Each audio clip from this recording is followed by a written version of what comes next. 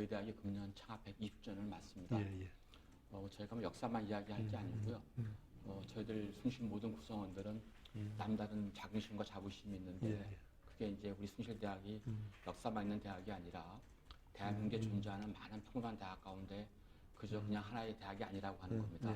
좀 더 이제 구체적으로 말씀을 드리면 방금 말씀해 주신 대로 저희가 이제 일제 침략 시대 때 일제가 강요하는 그 십사참배라고 하는 게 있었는데 대한민국의 모든 대학들은 학교의 존립을 위해서 신사참배를 받아들였는데 저희 대학은 기독교 민족대학이라는 정체성을 지키기 위해서 저희들이 일제 십사참배를 저희들이 저항했고 또 저희가 끝까지 저항하다가 스스로 학교의 문을 닫은 그 기독교 민족대학이라고 하는 그 강한 자부심이 한 10만 숭실 동문뿐만이 아니라 우리 숭실 구성원들 가슴 속에 아주 강하게 맺혀 있습니다. 그래서 대한민국의 많은 대학 가운데 우리가 하나가 아니다라고 하는 그런 강한 자부심과 이제 내적인 그런 프라이드가 우리 학교를 움직이는 동력이라 또 가치라고 말씀을 드릴 수 있고 그 이면에는 그 1897년 헤어드 선교사가 오셔서 평양 우리 대동강변에 작은 숭실학 땅을 만드실 때 그 정신이 지금도 그대로 녹아내리고 있다.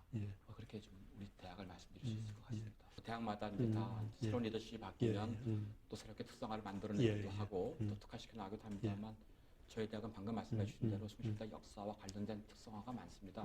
일단 이제 평양 숭실은 저희가 이제 오늘 말씀을 안 드린다고 하더라도 이 서울 숭실을 생각하면 뭐 아시는 바대로 저희 나라가 최초로 전자계산학과를 만들었고 또 저희 학교가 또 최초로 중소기업 대학원을 만들었고요.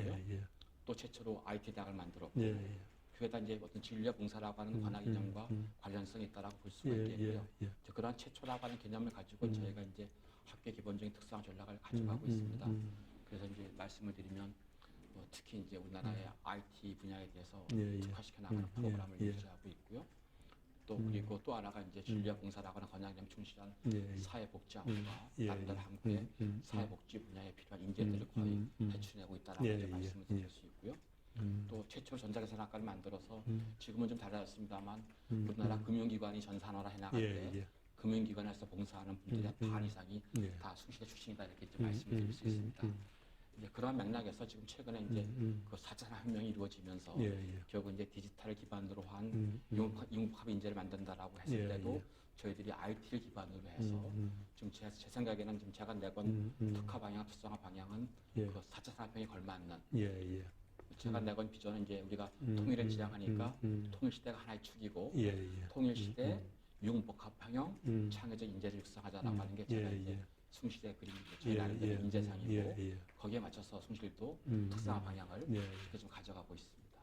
네, 뭐 저 아까 말씀드린 경작을 했기 때문에 이제 효율성을 많이 따지거든요. 그러니까 뭐 저희 학교에 한 44개 정도 학과가 있는데 다 대목의 베스트 와인이 됐으면 좋겠습니다만 그 나름대로 이제 바람이고 이상일 수밖에 없어서 아까도 말씀하신 것처럼 숭실대학을 이미지 메이킹하고 브랜딩할 수 있는 특수학과들을 키울 수밖에 없습니다. 그래서 이제 거기에 걸맞게 좀 학사를 좀 운영을 한다고 생각을 하고 있고요. 학교에서 이 학생들이 소위 말하면 수업의 선택권을 완전히 보장을 해주고 있습니다.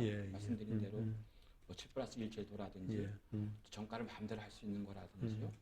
또는 뭐 다양한 지금 우리 프로그램을 만들었습니다. 연계전공, 복수전공, 뭐 부전공, 또 최근에 저희가 이제 그 4차 산업혁명을 대비해서 융합 전공도 해서 학생들을 위한 충분한 학사를 지금 만들어가고 있다라고 말씀드리고 있겠고요.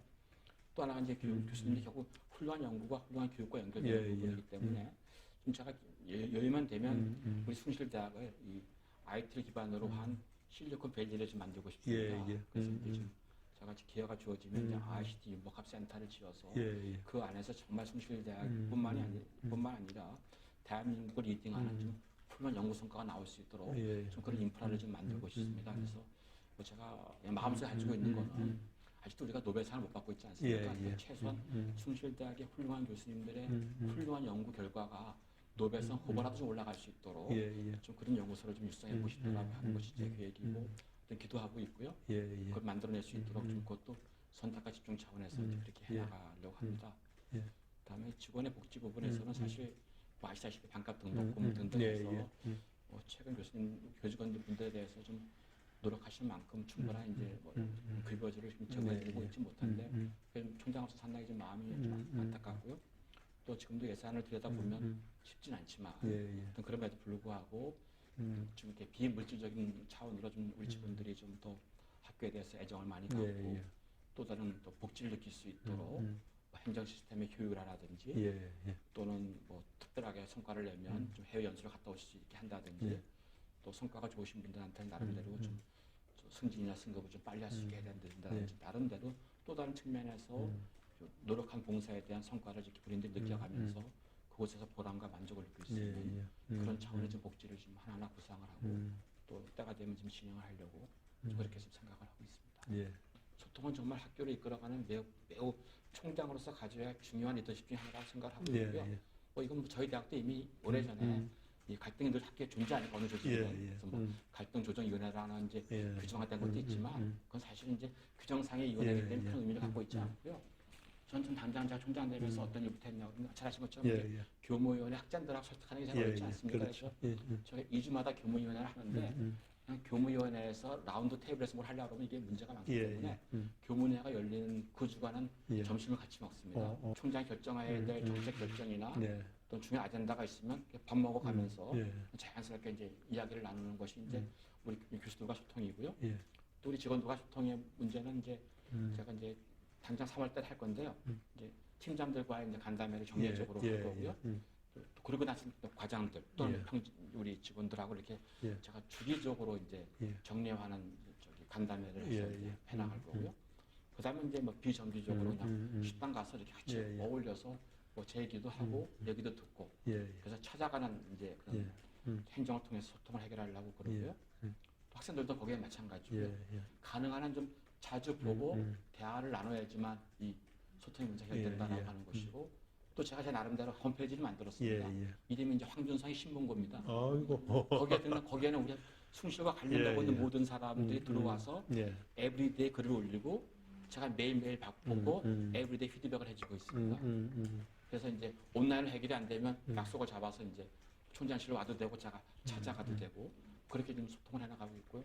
결국은 제일 중요한 건 저는 학교 총장의 리더십 가운데 어떤 구성원과 소통하지 않으면 저는 어느 것도 해나갈 수 없는 것이고 또 우리나라 이런 대학의 문화가 그래서 총장이 꿈꾸고 있는 비전이 구성원들과의 동일한 꿈과 비전으로 일치되려고 한다면 그 중심은 소통이 있을 수밖에 없다. 그래서 소통을 잘하는 총장은 경영을 잘하는 총장이다.